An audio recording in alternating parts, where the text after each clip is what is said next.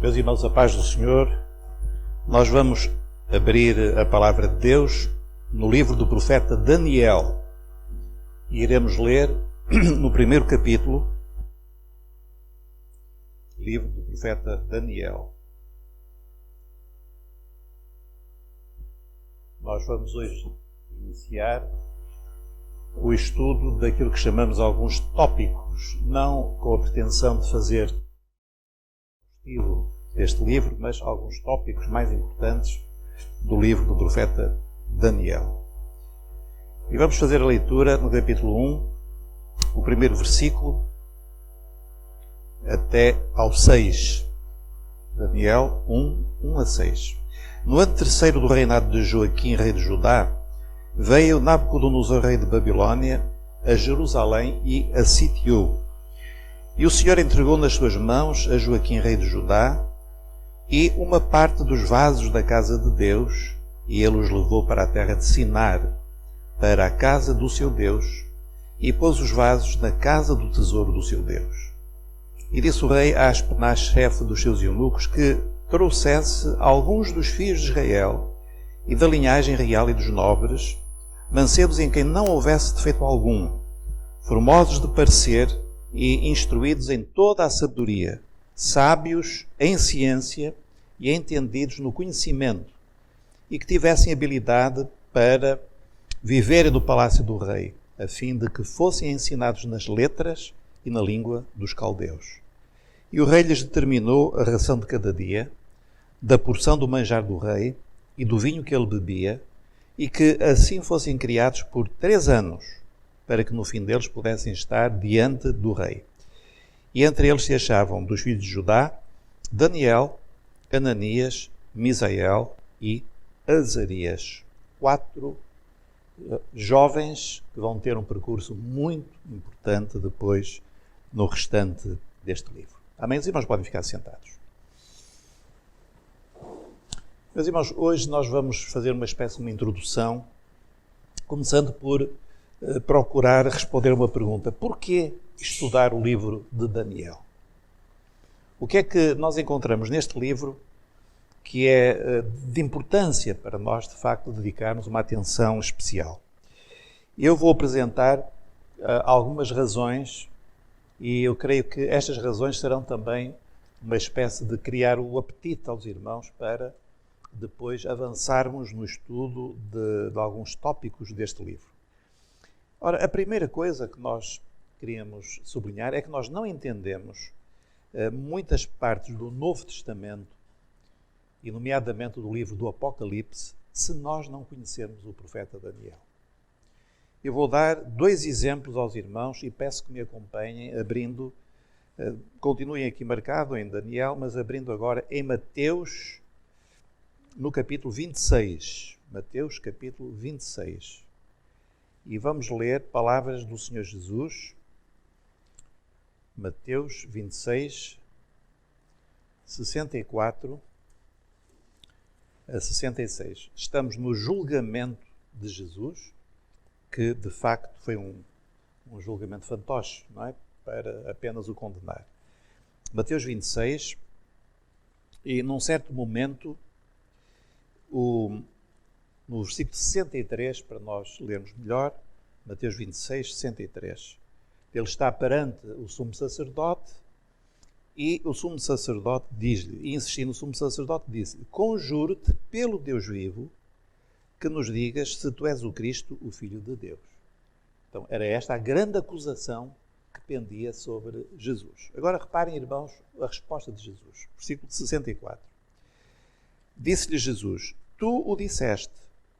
Digo-vos, porém, que vereis em breve o Filho do Homem. Agora reparem esta expressão.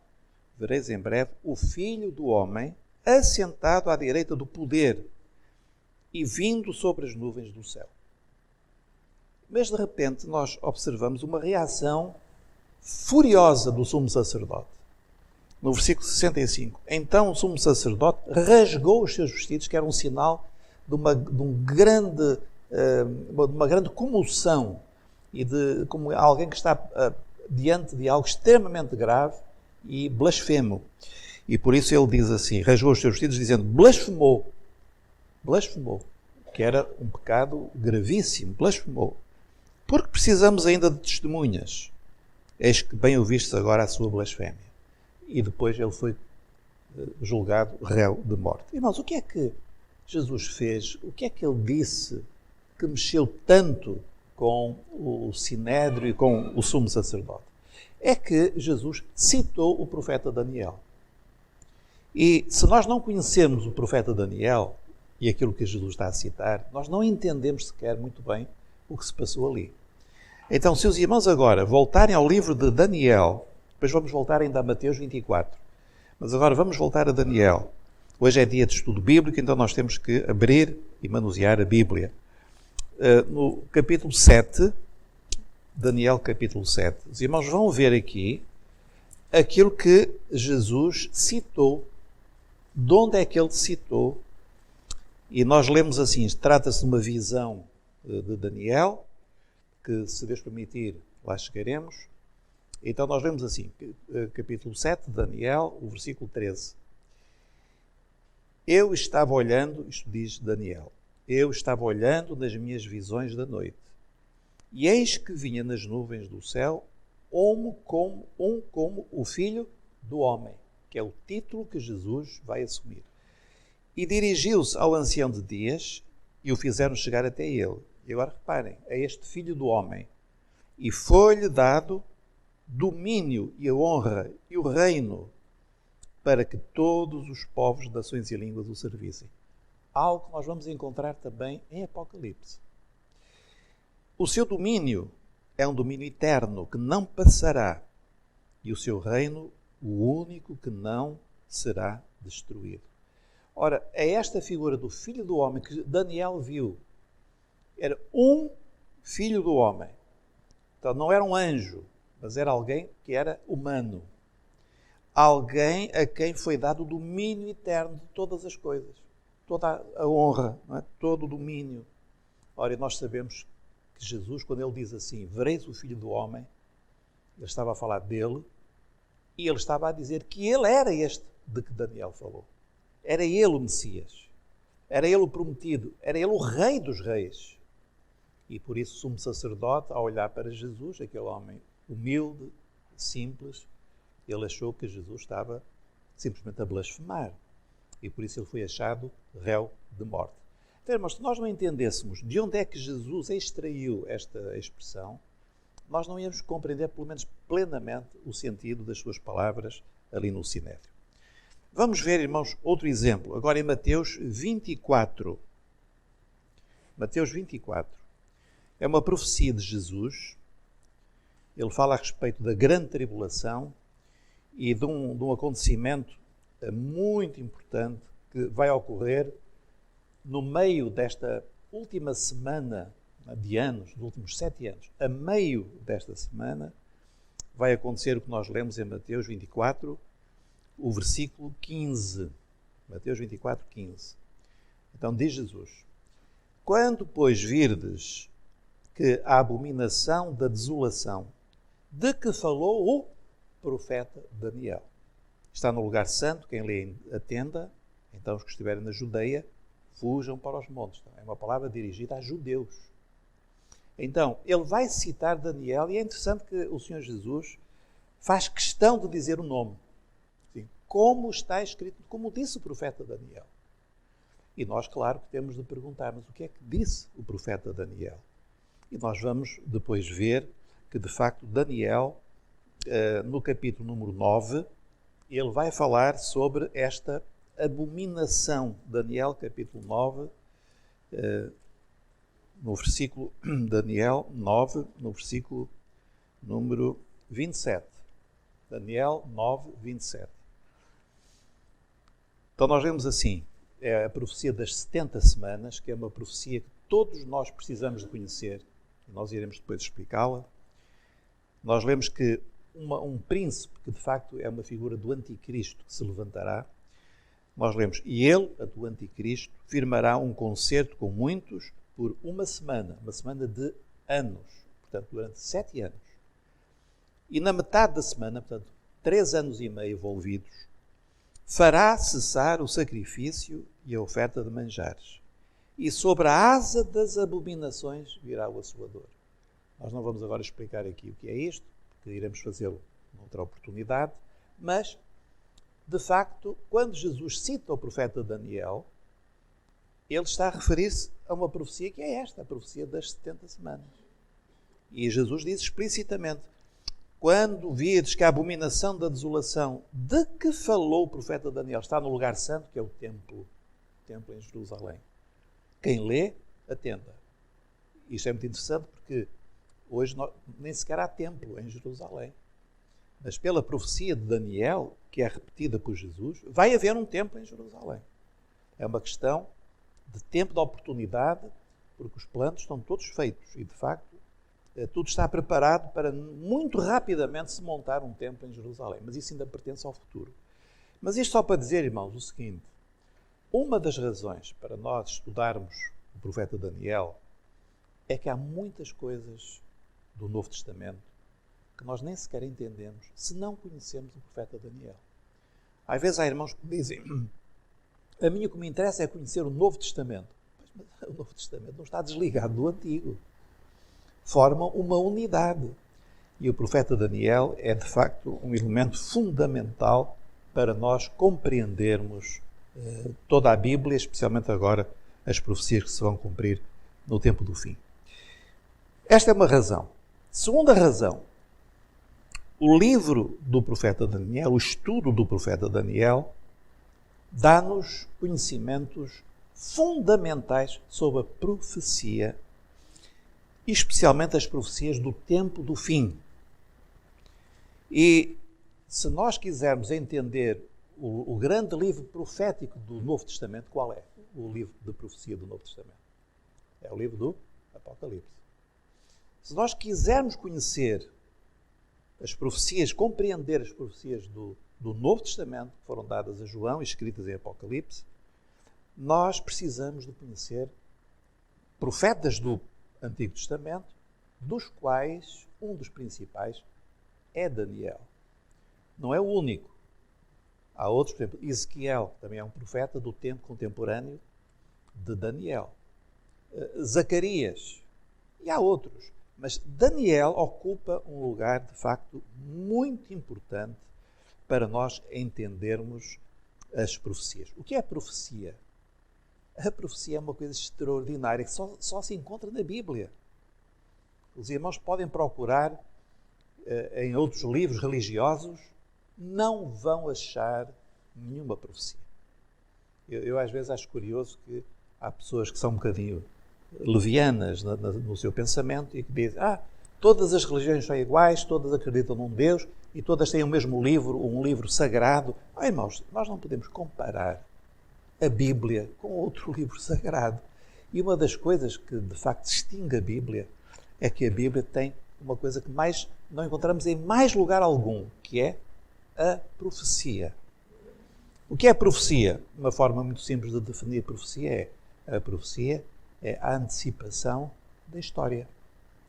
Então, o que é história, o Senhor já profetizou muita coisa. Um exemplo que todos nós conhecemos é a restauração política de Israel em 1948. Hoje, para nós, é histórico. Não é? As pessoas celebram, e especialmente o Estado de Israel celebra, faz o aniversário. Isso é história. Mas durante séculos foi profecia. Foi um acontecimento que ninguém previa que pudesse acontecer. E, no entanto, a palavra de Deus já previa que Israel voltaria a estar na sua pátria. Então, uma definição de profecia é isto: é a antecipação da história. É o Deus que conhece todas as coisas. Ou como ele disse a Isaías, ele conhece o fim desde o princípio. Não é verdade? Então, o fim Deus conhece desde o princípio. Ele conhece o fim da história. Para nós é um enigma, é um mistério. O que é que irá acontecer? Deus já sabe tudo, ele vê tudo. E por vezes ele revela o que vai acontecer. Não revela tudo. Não é preciso a gente andar à procura de coisas que Deus não revelou. A palavra do Senhor diz: as coisas reveladas são para vós e para os vossos filhos. As ocultas são de Deus. Então nós não andamos atrás de coisas ocultas. Chama-se isso o ocultismo.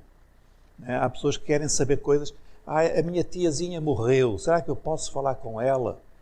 Olha, e vão a lugares estranhos e alguém fala com elas, mas eu garanto que não é tiazinha, é outro espírito. Porque o Senhor fala claramente que nós não podemos comunicar com os espíritos dos mortos. Então, se algum espírito falar, não é o espírito da tia nem do tio, é um espírito maligno. Porque as coisas ocultas Deus reservou para ele.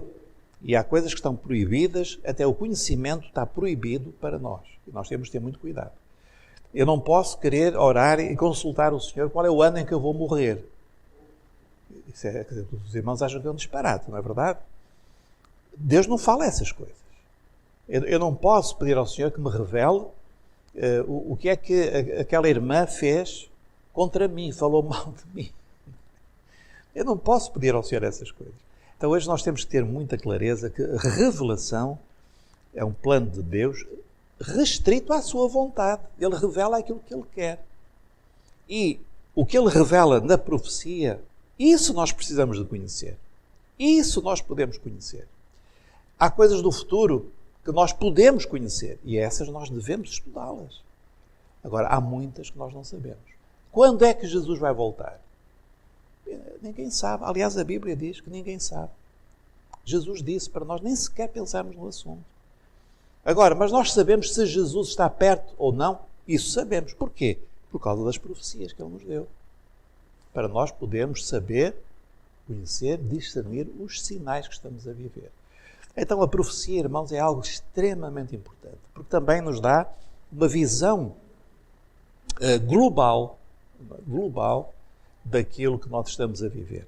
Eu às vezes vou viajar e eu gosto de olhar para um mapa onde eu vejo de onde é que eu saio e por onde vou e onde é que eu vou chegar. Dá-me uma ideia clara, né, do percurso, do tempo que eu vou demorar, etc. A Bíblia mostra-nos um mapa, mostra-nos qual é o nosso caminho e onde é que nós vamos chegar. Há muitas coisas que nós não sabemos, mas há outras que nós sabemos. Ora, no profeta Daniel, nós encontramos elementos de profecia extraordinários que nós precisamos de conhecer para não ficarmos confundidos com as coisas que vão acontecer. Terceira razão, o estudo de Daniel e da palavra profética em geral aumenta muito a nossa fé da Bíblia como palavra de Deus. A nossa fé é muito edificada. Há uma parte do livro de Daniel que tem profecias a curto prazo ou médio prazo. Há outras que são a longo prazo. O que é que quer dizer isto? Que há profecias que se cumpriram pouco tempo depois da vida de Daniel e há outras que ainda se vão cumprir no final dos tempos. Por exemplo, há pouco nós lemos em Daniel 9 a profecia das 70 semanas. Há uma parte que já se cumpriu, as primeiras 69 semanas já se cumpriram e cumpriram-se com a vinda de Jesus, a primeira vinda. A última semana de anos ainda não se cumpriu. É uma profecia a longo termo, não é? A longo prazo. E quando nós vemos as profecias a cumprir-se claramente, nós dizemos, meu Deus, só Deus é que pode revelar uma coisa assim. E, sobretudo, algumas profecias que nós encontramos aqui, que se cumpriram, por exemplo, no Império Persa e depois no Império Grego, com Alexandre, e depois também aparecem indicações históricas, que agora não vou estar aqui a gastar tempo com isso, e que se cumpriram. E cumpriram-se com tanta exatidão que alguns até disseram assim, não, isto não é possível, um homem que viveu 500 e tal anos antes de Cristo, estar a descrever com tanta exatidão acontecimentos que ocorreram 200 anos antes de Cristo. Não pode ser. Não pode ser porque foi Deus que revelou.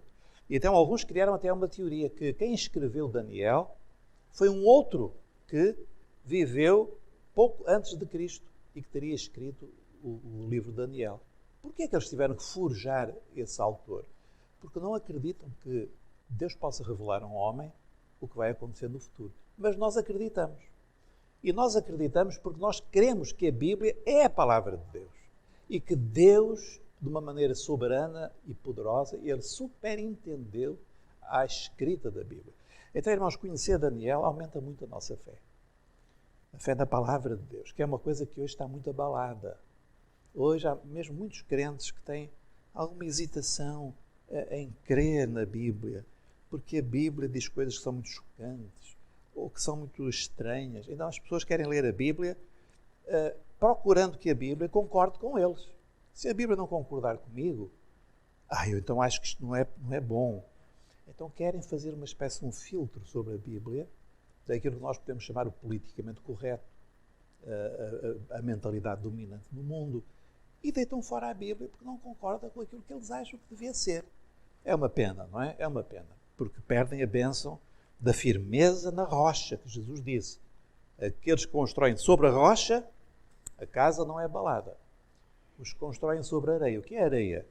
A areia é pegar uma palavrinha aqui, outra palavrinha acolá, uma coisinha que me agrada, outra também e tal, e forma-se ali um edifício. Mas quem construir sobre um versículozinho, uma passagenzinha, uma interpretaçãozinha ali, quem constrói sobre a areia, a casa vai ruir. Então, a igreja tem de construir sobre a rocha, que é a palavra na sua totalidade. E o livro de Daniel ajuda-nos a confiar cada vez mais na palavra de Deus. Uma outra razão, irmãos, que nos leva a ler com atenção o livro de Daniel, é que, ao ler, sobretudo certas partes de Daniel, nós começamos a entender melhor algo que nós lemos, por exemplo, no Novo Testamento, que é a batalha espiritual, a guerra espiritual em que nós estamos envolvidos. Todos nós nos lembramos das palavras do apóstolo Paulo em Efésios: vestivos da armadura de Deus. Não é? Precisamos de vestir a armadura. Porquê? Ele diz, porque nós não lutamos contra a carne e o sangue, mas contra hostes espirituais principados da maldade. Então, há seres espirituais da maldade que estão nos ares, que estão por aí, não é verdade? E nós sabemos que isso é verdade, mas muitas vezes nós não entendemos bem como é que se trava essa batalha. E no livro de Daniel, nós encontramos em várias partes, mas especialmente numa, quando Daniel busca ao Senhor. Nós não vamos ler para não perder muito tempo. Ele busca ao Senhor com jejum, com oração, e o anjo é enviado e diz: Daniel, desde o primeiro dia que tu começaste a orar, eu fui enviado, mas houve um que me resistiu, foi o príncipe da Pérsia. O príncipe da Pérsia é a potestade maligna que estava a controlar o reino da Pérsia. Então, os irmãos, talvez para alguns seja um enigma. Potestade maligna, sim. Aquilo que nós discernimos é que nos bastidores deste mundo há uma realidade espiritual, onde há seres malignos que resistem à operação de Deus na Terra. E isto aconteceu no tempo de Daniel. O anjo foi enviado e um ser maligno lutou contra ele. É claro que nós não sabemos que tipo de luta é essa. Para nós é impossível. Nós só conhecemos aquilo que é material. Mas é um combate espiritual. E aquilo que nós lemos na Bíblia é o seguinte, e no Novo Testamento em especial, é que quando nós usamos armas espirituais, esse combate é vencido pelo Senhor. Mas se nós não as usarmos, pode ser o contrário.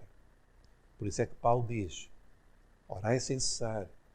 Por isso é que nós clamamos pelo sangue de Jesus. Há muitas pessoas que não entendem porque é que nós valorizamos tanto o sangue de Jesus. É porque nós entendemos a luta espiritual e sabemos quais são as armas. Nós lemos lá em Apocalipse capítulo 11, e eles o venceram pelo sangue do Cordeiro. Não foi pela minha linda cara. É o sangue de Jesus que nos dá a vitória. E pela palavra do seu testemunho. A palavra é outra grande arma. Quando nós lemos a palavra, quando nós citamos a palavra, como Jesus fez, está escrito. E o diabo saiu, não é? Porque está escrito mesmo, então, a autoridade da palavra. E não amaram as suas vidas até à morte. Colocar o Senhor em primeiro lugar e não o nosso interessezinho, mas aquilo que é do seu reino em primeiro lugar. Então nós começamos a entender porque é que nós devemos orar. Agora, na guerra espiritual nós também temos outra coisa, é a certeza da vitória final. Então, nós não andamos aqui cheios de medo. Há pessoas que são um bocadinho até paranoicas, que veem demónios em todo lado. Ai, eu fui a um lugar e aquilo devia estar tão oprimido. Olha, irmão, é o seguinte, ou estava muito oprimido, mas o irmão também não estava cheio do Espírito Santo. Porque quando nós estamos cheios do Espírito Santo, não andamos com medo de nada. O Senhor está connosco. E nós temos autoridade, temos vitória, temos proteção.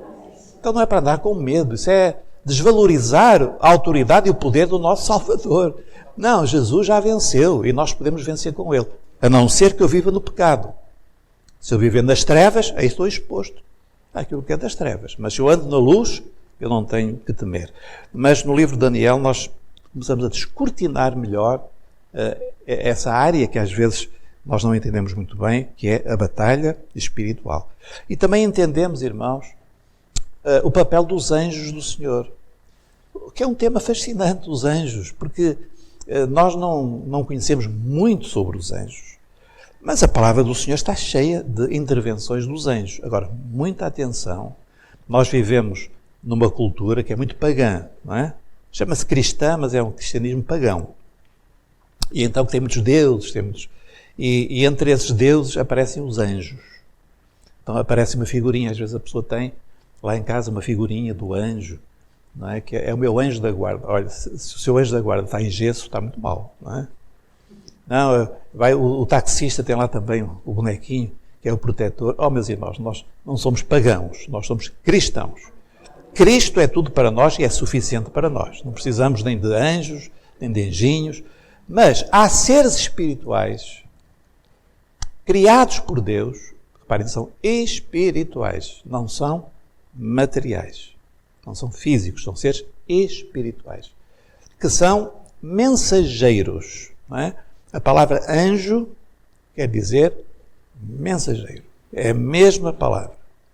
Na língua hebraica é exatamente a mesma palavra, anjo ou mensageiro, que são seres espirituais que em Hebreus nós lemos, são espíritos ministradores, enviados em favor daqueles que hão de herdar a salvação.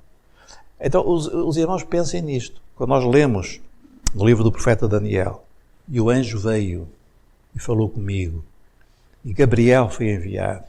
E depois nós lemos em tantos lugares do Novo Testamento, quando havia aquele naufrágio e todos estavam cheios de medo a bordo daquele navio, e Paulo disse, o anjo do Senhor, a quem eu sirvo, de quem eu sou e a quem eu sirvo, me apareceu.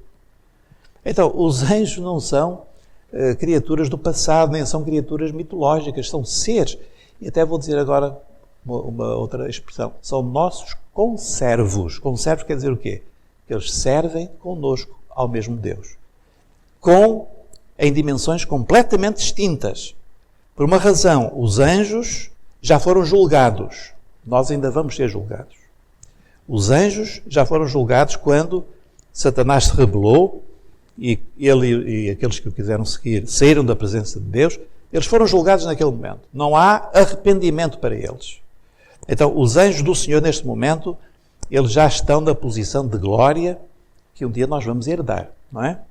Se nós formos fiéis, nós também seremos, não vamos ser condenados, porque se cremos em Jesus, Jesus já foi condenado em nosso lugar, não é? Portanto, estamos livres, mas temos de permanecer no caminho até ao fim.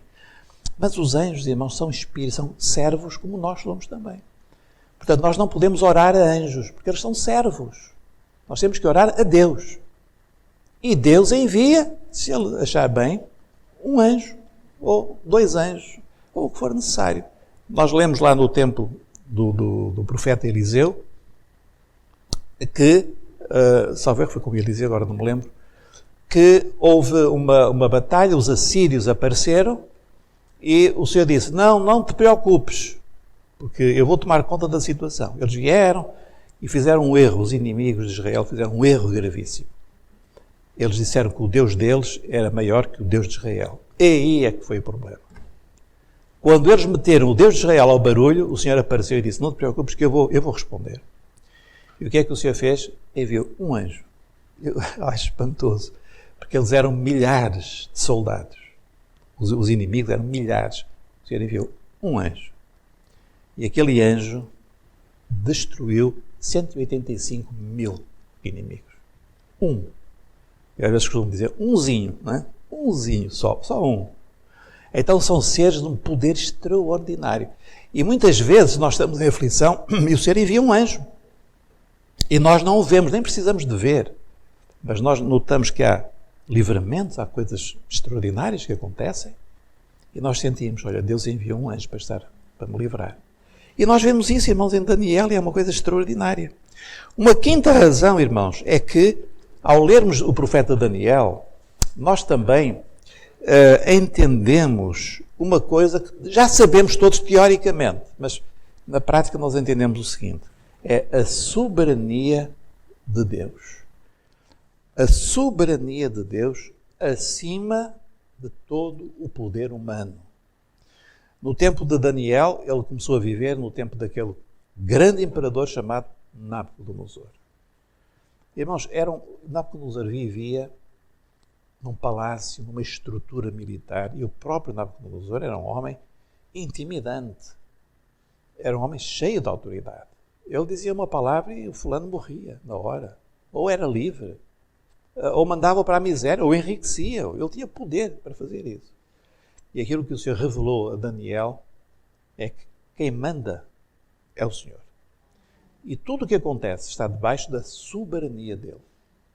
Mesmo as coisas más que acontecem, Deus permite, por razões que nós às vezes não entendemos, mas Deus permite.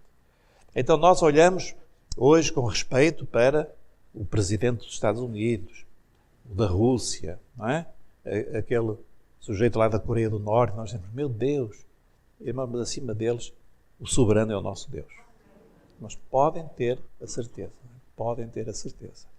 E nós vemos isso claramente, os governos, os impérios que se vão sucedendo e o Senhor fazendo aquilo que é a sua vontade.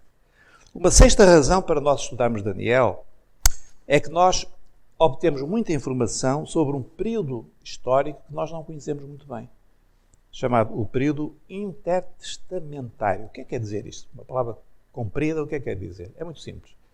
É o período de tempo que vai entre os dois testamentos, o Antigo Testamento e o Novo Testamento. Dito de outra forma, são mais ou menos 400 anos que vão desde o profeta Malaquias, se os irmãos virem, é o último que está lá na vossa Bíblia, no Antigo Testamento, e depois, quando nós lemos, abrimos nos Evangelhos. Então nós acabamos, Malaquias viveu no tempo do domínio dos persas, e nós, quando lemos os Evangelhos, estamos no tempo do domínio dos romanos. E o que é que se passou, entretanto, esses 400 anos? 400 anos é muito tempo. O que é que aconteceu? E em Daniel nós encontramos muitas indicações, como históricas? Não, proféticas. O que é mais extraordinário. Então nós vamos ler muita coisa desse tempo, desses 400 anos, que alguns chamam o tempo do silêncio de Deus. De facto, não houve um profeta vivo durante esses 400 anos em Israel.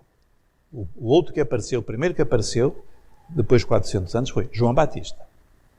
Malaquias e depois João Batista. 400 anos de intervalo. Mas Deus não esteve calado, porque Ele falou e profetizou através de Daniel, sobretudo, aquilo que iria acontecer de mais significativo durante esses 400 anos. E finalmente, irmãos, uma razão que para nós talvez seja a mais importante é que o livro de Daniel está cheio de aplicações práticas para a vida do crente. Isto é muito importante, porque nós não estamos a ler um livro de profecia, de conhecimento do futuro. Não, estamos a falar de coisas que nos interessam a nós como servos do Senhor. E há uma coisa que para nós é central, para qualquer um de nós, é como é que nós podemos viver, como é que nós podemos ser fiéis a Deus no meio de uma sociedade pagã, uma sociedade que não tem Deus, uma sociedade cujos valores são até contrários à vontade de Deus. Como é que nós podemos viver nesta sociedade? E hoje nós sentimos isso, irmãos, à nossa volta, sentimos os valores que estão a cair um atrás do outro. e a coisa vai piorar, não é verdade? Até hoje, discutir a morte de um feto que está no ventre da mãe, já com alguns meses, é uma coisa impensável, ainda há muito pouco tempo. E hoje é uma coisa banal, já aprovada por lei. E outras coisas que eu nem vou dizer, porque eu nem sei se a polícia está a ouvir isto, não é? E quero almoçar em casa hoje. Então, nós estamos a viver assim, num ambiente de uma decadência moral. Estamos a viver no meio de uma religiosidade que não tem Cristo vivo. É uma religiosidade, uma superstição, uma coisa, existe alguma coisa. Outros dizem, não, o Deus está em nós próprios. Então Deus está em mim, eu tenho que confiar em mim, eu tenho que olhar para mim. E no meio desta sociedade tão decadente, tão longe de Deus, como é que nós podemos viver? E Daniel ensina-nos. Eu não resisto só a ler uma parte, depois no próximo domingo, se Deus quiser, iremos continuar. É aquilo que está em Daniel, capítulo 1. Daniel, capítulo 1. Então nós lemos assim. Daniel, capítulo 1. No versículo 5, há pouco, nós lemos que o rei lhes determinou a ração de cada dia. E também que fossem criados por 3 anos. Então, estes 4 jovens, eles entraram num programa de lavagem ao cérebro. Podemos dizer assim. Eles eram judeus, tinham a sua fé, tinham as suas tradições, entraram num programa de reformatação da sua mente. Tinham de comer o que se comia em Babilónia e foram instruídos no conhecimento também da sabedoria, na religião de Babilónia. Então aqueles jovenzinhos, eles entravam judeus e crentes em Deus e saíam babilónios, com a mente dos babilónios, com a maneira de viver dos babilónios. Irmãos, é isto que querem fazer connosco hoje, sabiam? Nós somos crentes em Jesus e aquilo que o mundo quer fazer, o rei deste mundo quer fazer, é formatar a nossa mente. Mas o que é que nós lemos no versículo número 8? E este é o grande princípio que vai governar toda a vida de Daniel e dos seus amigos. E Daniel assentou no seu coração não se contaminar com a porção do manjar do rei, nem com o vinho que ele bebia. Portanto, pediu ao chefe dos eunucos que lhe concedesse não se contaminar. Esta é uma decisão que várias vezes poderia ter custado a vida de Daniel e dos seus amigos. Mas é uma decisão que nós ou fazemos ou não fazemos. Ele assentou e disse, não, eu tomei uma decisão. Eu não vou, este programa que estão aí a oferecer, eu não vou entrar nele. Oh, Daniel, mas tu és doido, tu podes morrer, rapaz. Tens que ser igual aos outros. Não, mas eu não vou fazer isso. Não, mas que mal é que tem? Tu tens lá a tua fé escondida, mas tens que ser como aos outros, viver como aos outros. E Daniel disse, eu não vou fazer isso. E este é o segredo. Se nós, no meio desta sociedade pagã e anticristã que nós vivemos, se nós queremos sobreviver com a nossa fé, nós temos de tomar uma decisão. E essa decisão, o apóstolo Paulo expressou-a num outro texto, em Romanos capítulo 12, e com este eu termino, lendo assim no versículo número 2. Romanos 12, o versículo número 2. Ele diz assim, não vos conformeis com este mundo. Não vos conformeis. Meu irmão, o irmão quer vencer, não se conforme. Não se adapte. Não se deixe formatar por este mundo. Mas transformai-vos pela renovação do vosso entendimento, para que experimenteis qual seja a boa, agradável e perfeita vontade de Deus. Amém? Que o Senhor nos abençoe. Amém.